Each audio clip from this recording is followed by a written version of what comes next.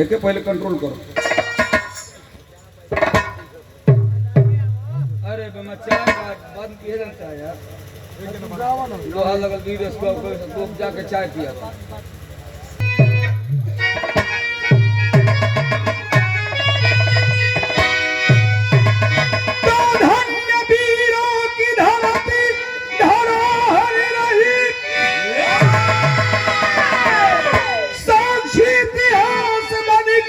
जिसको पुकारे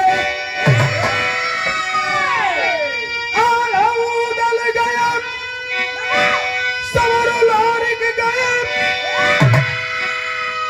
दिल के नैया को दुर्गा लगाती किनारे।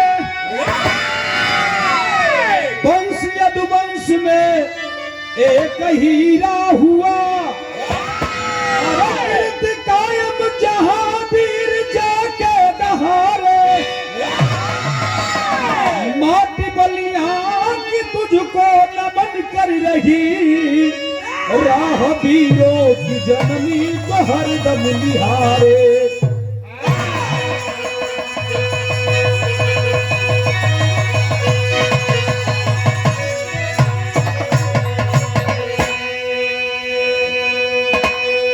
माटी बलिया की तुझको नमन कर रही राह वीरों की जननी तो हरदम निहारे। मऊगा मर्द तमाम पैदा होना, लेकिन मर्द कबो कबो पैदा होना। बिरहा में एक लाइन कव्वाली का नजम बमाशरावा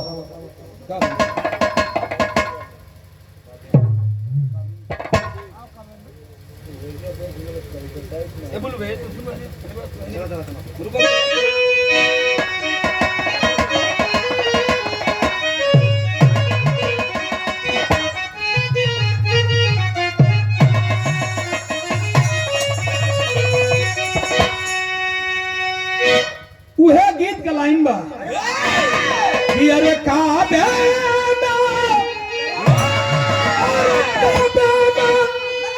तेरा जलवा काशी में नजारा है।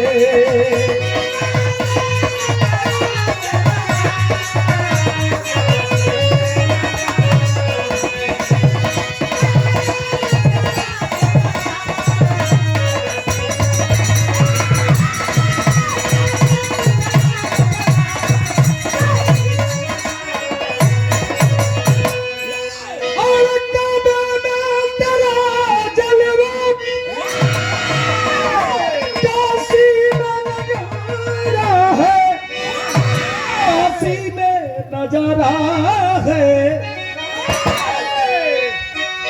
ओ भी हमें प्यारा है, ये भी हमें प्यारा है। लेकिन कितना सुंदर भाव कवि जी लिखल है बिरहा के लाइन में।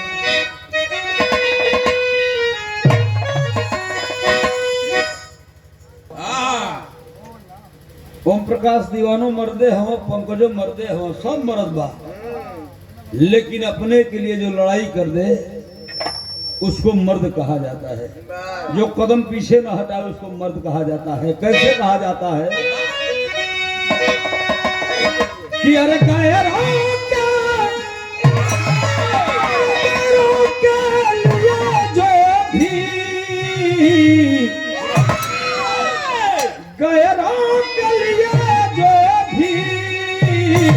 यह जान गवाता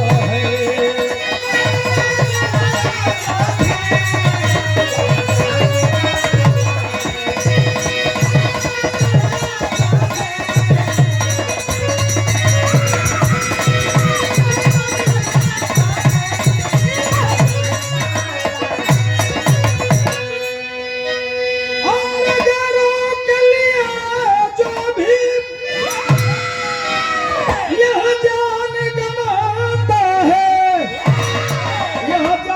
गवाता है मर के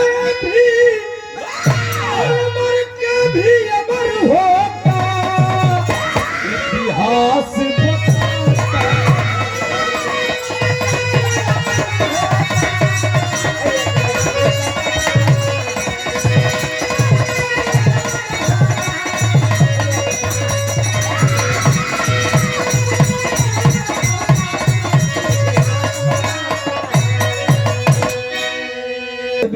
शुरुआत हो गई मसला हो।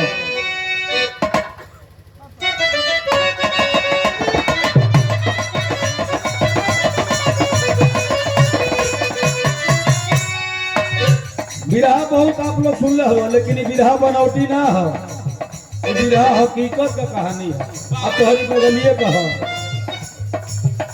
तनी ध्यान से सुनिए लोग। कैसे? जिला बलिया में जो भाव था नया आता है, यही भाव। जिला बलिया में जो भाव था नया आता है, ग्राम में सियासत से जाना जाता है।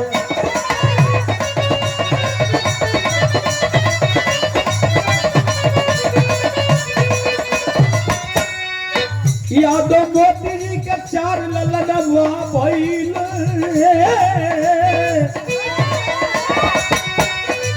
यादव मोती जी के चार ललनवा भइले, प्रथम बेटा सदा फल जबकि जवन हुआ भइले।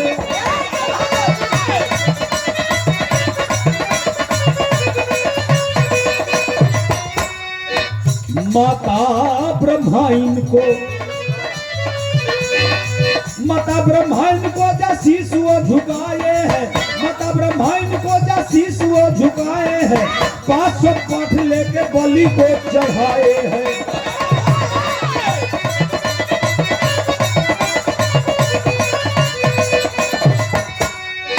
माई का दूध पी के,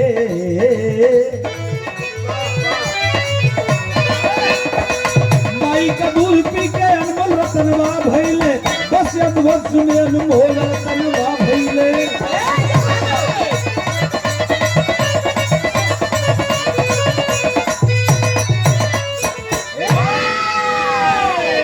ए भैया बात को समझ ला। जो भाई गए होंगे बेलथरा रोड, बेलथरा रोड के बगल में आप जाएंगे फरसा टायर, वही अमाए गांव है। वही अमाए के रहे वाला जेकरे नाम रहल बब्बन यादव, मोती का लड़का बब्बन यादव बड़का बेटा। 4 बेटा मालिक की कृपा से मिलन। एक बेटा जेकरे नाम रहल सदाफल पहलवान। जवानी की दहलीज पे कदम के रखलन बाबू, शोर मच गए पूर्वांचल में। ऐसा पहलवान ऐसा जोरवान कोई आदमी नहीं है। रहलन काठ कोट को कमे रहलन, लेकिन बाहर सदाफल पहलवान है। जब पुरनिया लोग बैठल हो बता दी हाँ कि एकदम सही है, आंखी से देखल है। जब बाहर सदाफल पहलवान ओम प्रकाश भैया जो ना पेड़ पर लाठी चला दो और अरा के डांट टूट जाए। समय बीते लगल बाबू, सामंतियों का डेरा बढ़ता जा रहा था, कोई पूछने वाला नहीं था। जब सदाफल पैदा भइलन तो लोग कहे लगन के सदा मोती यादव आज तोहार बेटवा सदाफल पहलवान पूर्वांचल में इतना गौरव कमैले हुवन कि लइका के तनी सिंगार पटार कई दा। कहला मतलब कहला कि एगो घोड़ा खरीद दा। वही घोड़ा से सदाफल पहलवान घोड़ा खरीदाइल, सदाफल पहलवान घूमे लगलन। धीरे धीरे समय बीते लगल, चारों तरफ बारात वरात करे जा, कहीं केहू दबावे तो आड़े का काम करे सदाफल पहलवान। लेकिन ये सौरंग भैया को घटना तो घटिए न गई हो भैया, यही जैसे खाली 6 किलोमीटर बगलिए में। कहाँ घट गई मास्टर? दीव भगत सरया में, जकरे नाम रहल बाबू साहब दीपन यादव के जबरदस्ती खेत जुतवा लेहलन के बल्ली सिंह खेत जुतवा लेहलन। लेकिन ई भइल कि भैया कितनो पंचायत भइल 6 बीघा खेत तोहार हम देई बोई नहीं। सगरो हिर के जवार के लोग मिललन जाके हरदी बटाई और सदाफल पहलवान के लोग पहुंचलन। चमार हिर भइर नुनिया दुसाद सब पहुंचल। आ जाके वजह का भइल मास्टर तन बिरहा में गीत बदल गई।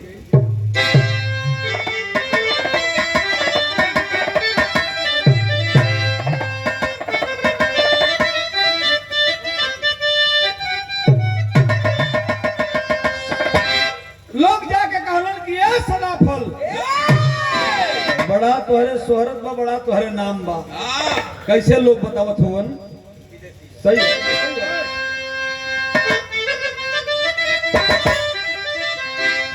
तेरे जनिया चले हूँ और जनिया चले हूँ सा दाफल खाए लारी रे सावानी में या प्यार करते।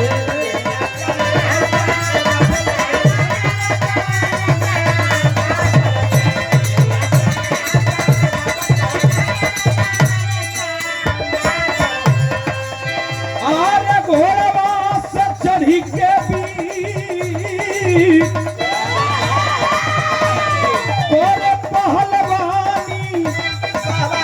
जोर हम सदा फल जी का केतना बखानी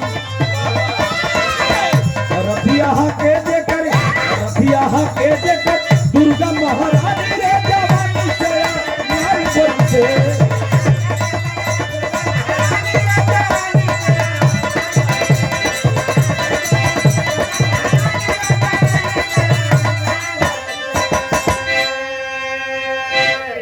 ए बाबू रथिया हाके जेकर दुर्गा महारानी हो जवानी से अनार बढ़ से बार सदा फल पहलवान। तनी बात का तो गौर करी है भैया। दिहु भगत सरया के अरे सुनिला जिकरिया हो ठाकुर बल्ली सिंह से लागल दीपन के झागरवा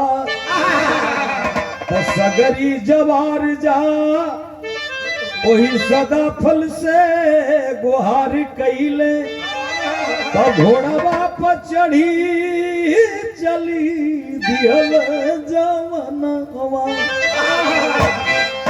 कहो सदा फल दुनिया का लोग तो के बड़ा पूजा करेला, हमन के पूर्वांचल के लोग आज एगो हिरे के शान मारल जात हो।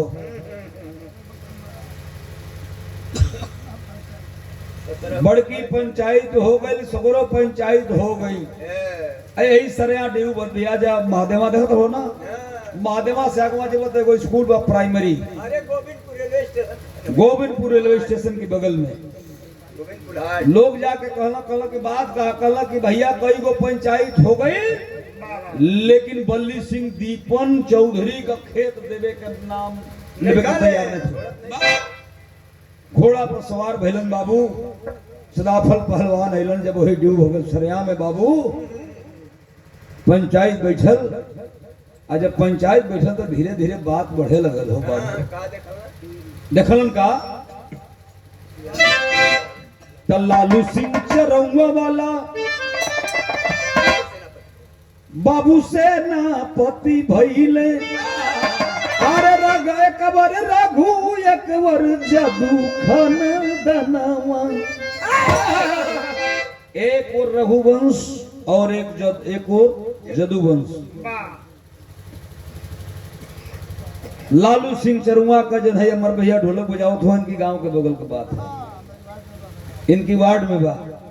लालू सिंह कहला कि सदाफल बड़ी बड़ी पंचायत देखल पंचायत फरियाए मान के नहीं खे आ धीरे से तने काम करो कि अपन रास्ता ना पा। कहला भैया काहे मुझे आयल हो? अरे मने गोहिरे का खेत लूट लेवे जैसे का तो हम बड़का हो जी बजा। आप लोग तो बाबू साहब हो, इज्जत आबरू से खेत जोत दो, दे दो खेतवा दे दो। कहला कह रहे बड़ी बड़ी पंचायत भेल ना होई। कहला पंचायत कैसे होई? कहला पंचायत होई वही शर्त होई कि हम लालू सिंह हई। अगर तो के अहिर वंश में लोग लोरी के उपाधि देलन तो लालू सिंह के हमके आल्हा को उपाधि देलन। हमारी तोहरी में एक एक लाठी का मारी होई। हमारे एक लठिया तू आड़ी लेबो अच्छा तुहार हम आड़ ले ओई जब पंचायत फरिया जाए। कहला ठीक बा। पंचायतिया लोग जितना पंचायत के लोग बैठल अमर भैया ई भइल की पंचायत कैसे फरियाई। कहला लालू सिंह की हम मारब लाठी पहले सदाफल पहलवान के। सदाफल पहलवान कहला कि पहले हम लाठी मारब। बात धीरे धीरे पानी पर चढ़े लगल बाबू।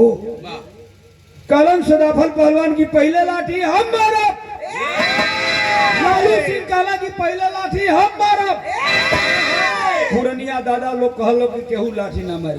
सिक्का फेंका जाओ। सिक्का फेंकाई है जेकर भांजा है उहे लाठी सिक्का फेंकाई। बाबू पहले लालू सिंह का भांजा आगे तो देखा बाबू जितना कमजोर दिल का हड्डी हो जा रहा वहां के मारा सराई तक कहना से भगदा वही सरेहा के फील्ड में कहना कह रहे भैया भागा यहाँ से। अब दोनों पहलवान वही समर में चलल हुन एक लाठी सहे के बात बा। सदाफल पहलवान खड़ा हुन और लालू सिंह लाठी चलावे जात हो। बाबू वो समय बिरहा तने हमार वीर इसके चल गए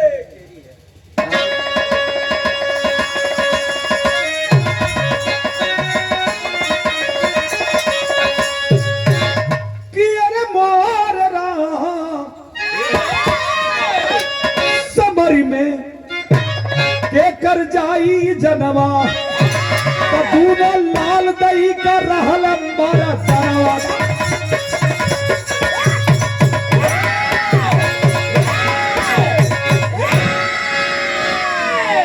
दोनों लाल दही का रहले मर्दनवा समर में के कर लाठी चले जाता। बाबू लालू सिंह का नंबर हो और सदाफल पहलवान पर पंचो लोग सुनिया जाता नहीं ध्यान से कैसे मास्टर।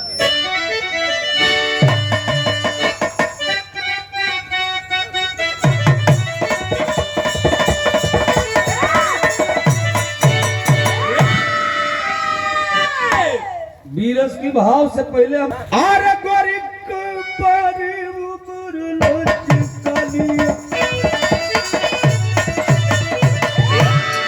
गोरिक पारी उमर लचकालिया गोरिक जानी हुरिक पलिया गोरिक झूला झूलिया ना।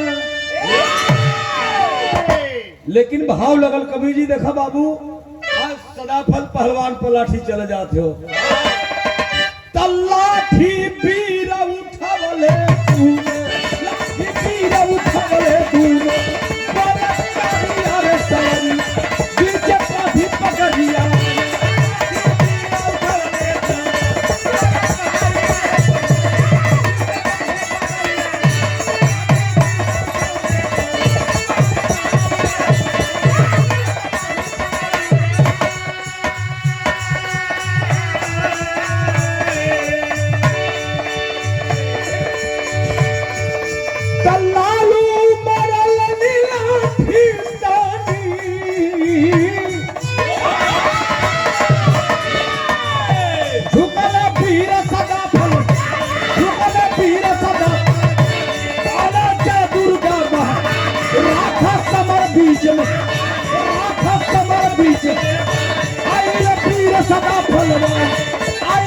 सदा फलवानी जब परिया रे समरिया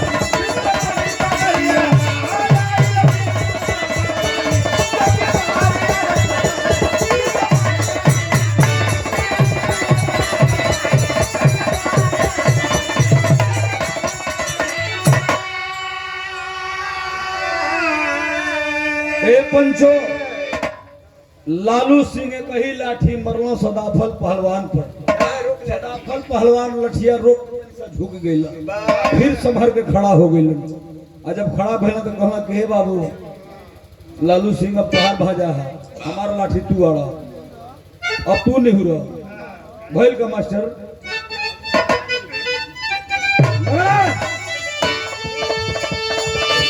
लाठी